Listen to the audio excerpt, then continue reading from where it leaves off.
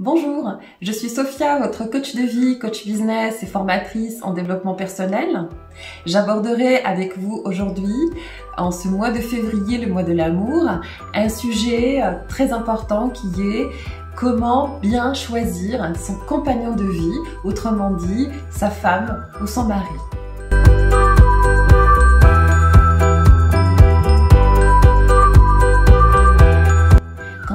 Choisir son compagnon de vie, on parle aussi de construire avec un partenaire un projet de vie commune. Quand on parle de projet, on parle de vision, on parle d'entreprendre, de réussir, de motivation et de gestion.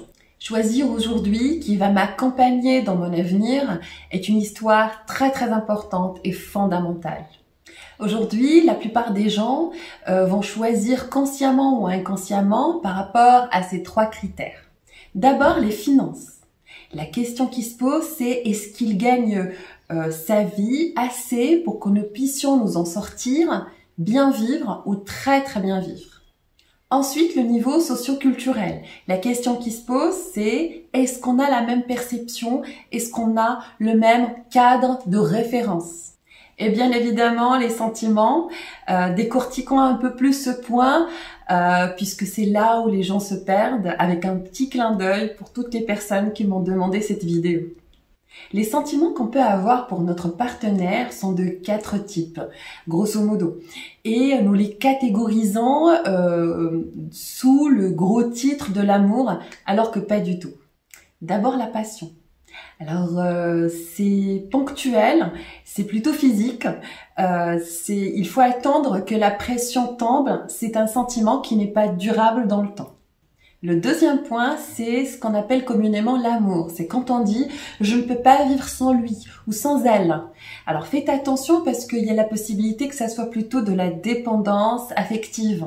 Et là, il faut peut-être aller voir un professionnel pour s'en sortir, parce qu'il est difficile de quitter ce genre de relation, de quitter une personne pour laquelle j'ai ce sentiment-là. La compassion, c'est quand notre sentiment intérieur de héros ressort, c'est ce besoin d'aider, de sauver. C'est quelque part là où on est le sauveur.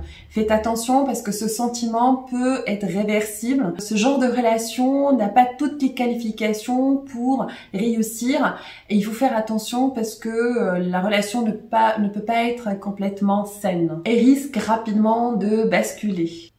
Enfin, l'affection. Et on est sur la même longueur d'onde. De longues heures de discussion, une entente. On est bien avec la personne qu'avec soi-même. On laisse tomber les masques et on est vraiment très vrai. Ce genre de relation est un bon critère, ou ce genre de sentiment est un bon critère pour une relation à long terme.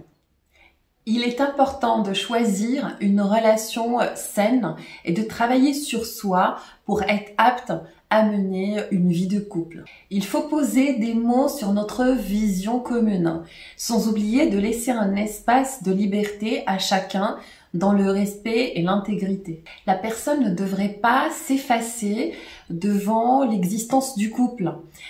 Il faut savoir faire cohabiter le je, le tu et le nous dans le même foyer, en sachant qu'il n'y a pas de recette miracle.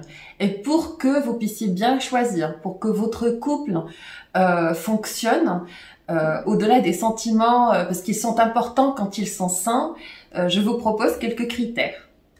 Premier critère, choisir quelqu'un qui a une vision d'entrepreneur, qui a envie de construire à long terme. Deuxième critère, il parle avec vous d'avenir. Alors, il parle avec vous de sa vision pour que vous puissiez, pour vous intégrer à la construction de votre vie commune et non vous intégrer à la sienne. Troisième critère, quelqu'un qui est capable de prendre une décision, alors qui n'est pas perdu, qui n'est pas indécis. Quatrième critère, que la personne ne soit pas avec vous seulement pour une raison et que si cette raison disparaît, le couple disparaît avec, mais qu'il soit capable de vous accepter comme vous êtes, de manière inconditionnelle. Cinquième critère, Que la personne soit dans la même direction que vous. Un exemple très simple, quand vous parlez de vos aspirations, de vos rêves, de ce que vous voulez faire, si la personne a les yeux qui brillent, c'est un très très bon signe. Si au contraire la personne ne comprend pas, est perdue et n'est pas d'accord, c'est le bon moment pour faire demi-tour ou pour ne pas entamer cette relation à long terme. Il est important que vous soyez conscient que vous êtes totalement différent, que vous en parliez, que vous acceptez l'autre comme il est et que de manière très très consciente, vous accordez à l'autre, vous en parlez et vous accordez à l'autre la possibilité de vous entraider et de tout simplement évoluer ensemble. Et s'il y a des choses que vous n'acceptez pas chez l'autre et que vous le contraignez à changer sans qu'il en soit convaincu, il va mal le vivre intérieurement. Et ça sera une frustration qu'il va garder à l'intérieur, qui sera latente et qui peut exploser à n'importe quel moment. L'épanouissement du couple en sera peut-être touché, vaut mieux en parler ou ne pas entamer cette relation. Si la chose que vous n'aimez pas chez l'autre est quelque chose qui est contraignante. Ces critères aideront le couple à rester solide et à bâtir sur de bonnes bases et donnera la possibilité après de bâtir un foyer.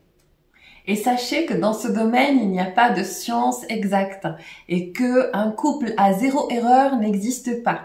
Et que la bienveillance fera que même si le couple ne fonctionne pas à 100%, les relations humaines saines feront qu'il y aura toujours du respect et il restera toujours l'intégrité de chacun. J'espère vous avoir aidé à mieux choisir votre compagnon de vie. Je vous souhaite à toutes et à tous de trouver votre douce moitié et d'entamer sereinement ce voyage à deux. N'hésitez pas à me laisser des commentaires, des messages, à m'envoyer des mails. J'y répondrai comme d'habitude. Likez et abonnez-vous et n'hésitez surtout pas à envoyer cette vidéo à vos amis qui sont à la recherche de leur douce moitié. À très bientôt.